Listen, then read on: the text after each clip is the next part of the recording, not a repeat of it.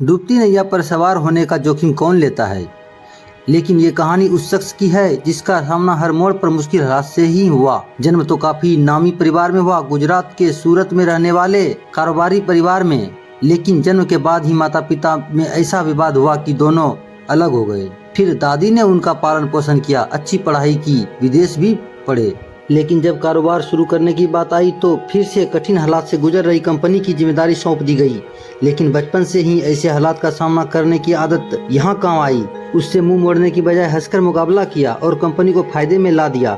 यह कहानी है देश के महान बिजनेसमैन रतन टाटा की। इनका पूरा नाम रतन नवल टाटा है। इनका जन्म 28 दिसंबर 1937 को सूरत में हुआ था। पिता का नाम नवल टाटा था और मां का नाम सोनू टाटा। बताया जाता है कि उनके माता पिता के बीच तलाक हो गया था, लेकिन उनका पालन पोषण उनकी दादी नवाज बाई टाटा ने किया। रतन टाटा को उन्होंने गोद ले लिया था। इस तरह दत्तक पुत्र के तौर पर उनकी परवरिश हुई थी। वहीं रतन टाटा के पिता ने सिमोन टाटा से दूसरी शादी की थी, इसीलिए रतन टाटा का एक सौतेला भाई भी है जिनका नाम है नोएल टाटा। रतन टाटा ने शुरुआती पढ़ाई मुंबई के कैथेड्रल और जॉन कॉनन स्कूल से की थी। इसके अलावा अमेरिका की कॉर्नेल यूनिवर्सिटी से स्ट्रक्चरल इंजीनियरिंग की पढ़ाई साल 1962 में की थी। आखिर में हार्वर्ड यूनिवर्सिटी से 1975 में एडवांस मैनेजमेंट प्रोग्राम किया था। तो चलिए अब हम लोग रतन टाटा की सक्सेस स्टोरी के बारे में पढ़ते हैं। रतन टाटा बिजनेस घराने से थे। पढ़ाई के बाद उन्हें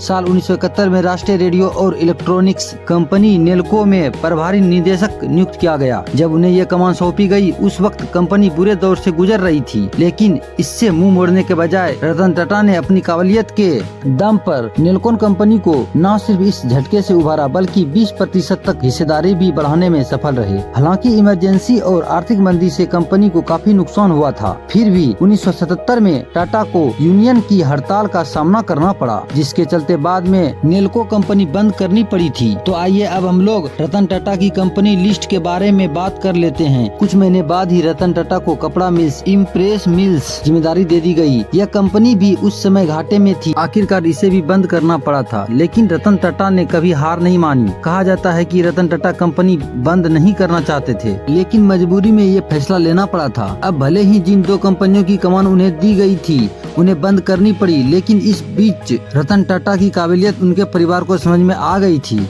जितने बुरे हालात में भी उन्होंने कंपनी को काफी हद तक ऊपर उठाया था। उसे देखते हुए JRD टाटा ने साल 1981 में रतन टाटा को टाटा इंडस्ट्री के उत्तराधिकारी बनाने की घोषणा कर दी।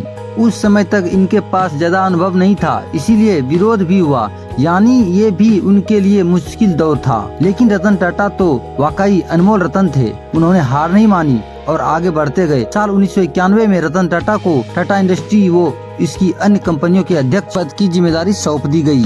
इसके बाद ही टाटा ग्रुप हमेशा आगे बढ़ता गया। इनकी अध्यक्षता में टाटा ग्रुप ने अपने कई बड़े प्रोजेक्ट स्थापित किए और देश ही नहीं बल्कि दुनिया में भी उन्होंने टाटा ग्रुप को नई पहचान दिलाई। रतन टाटा ने दुनिया की सबसे सस्ती कार नैनो बनाई। रतन टाटा के निर्देशन में कंपनी ने महंगी गाड़ियों में से एक जगुआर लैंड रोवर का अधिग्रहण भी किया और महंगी कारें भी बनाई। साथ ही रतन टाटा ने दुनिया की सबसे सस्ती कार भी बनाई, जिसके बारे में लोगों ने सोचा भी नहीं था। लखटकिया यानी लाख रुपए में कार लेने के सपने को भी साकार किया। रतन टाटा की महज 1 लाख रुपए लागत वाली नैनो कार को दुनिया की सबसे सस्ती कार बताया गया। 28 दिसंबर 2012 को रतन टाटा टाटा ग्रुप के सभी कार्यकारी जिम्मेदारी से रिटायर हो गए थे। इसके बाद साइरस मिस्त्री को टाटा ग्रुप के अध्यक्ष पद की जिम्मेदारी सौंप दी गई। तो आइए अब हम रतन टाटा की कहानी के बारे में जानते हैं। इस कहानी की शुरुआत होती है साल 1998 में। उस समय टाटा मोटर्स ने अपनी पहली पैसेंजर कार इंडिका बाजार में उतारी थी। ये रतन टाटा का ड्रीम प्रोजेक्ट कहा जाता था, लेकिन रतन टाटा ने जो सोचा था वैसा हुआ नहीं। टाटा मोटर्स घाटे में जाने लगी। आलम ये आ गया कि उन्होंने पहली बार कंपनी को बेचने का फैसला किया था। कंपनी बेचने के लिए अमेरिका की कंपनी फोर्ड्स के पास गए। उस समय रतन टाटा और फोर्ड्स कंपनी के मालिक बिल फोर्ड्स के बीच घंटों देर तक मीटिंग हुई। रतन टाटा की हालत को देखकर बिल फोर्ड्स ने अच्छा व्यवहार नहीं किया।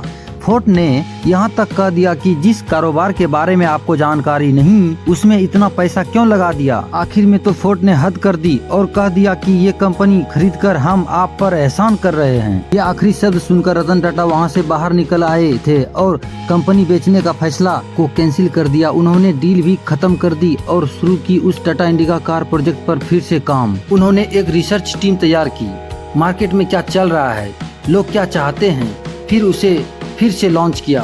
फिर वही टाटा इंडिका ने सफलता की नई बुलंदियों को छू लिया और फिर रतन टाटा लगातार आगे बढ़ रहे थे और वहीं फोर्ड कंपनी का पतन शुरू हो गया। साल 2008 तक आते आते फोर्ड कंपनी दिवालिया होने की कगार पर पहुंची।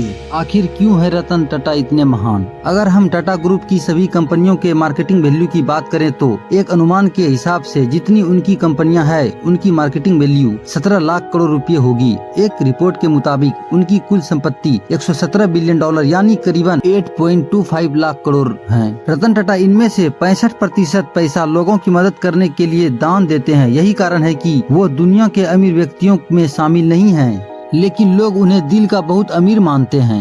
यह जानकारी कैसी लगी कमेंट करके जरूर बताएं और वीडियो अच्छी लगी हो तो वीडियो को लाइक करें और चैनल को सब्सक्राइब करें। धन्यवाद।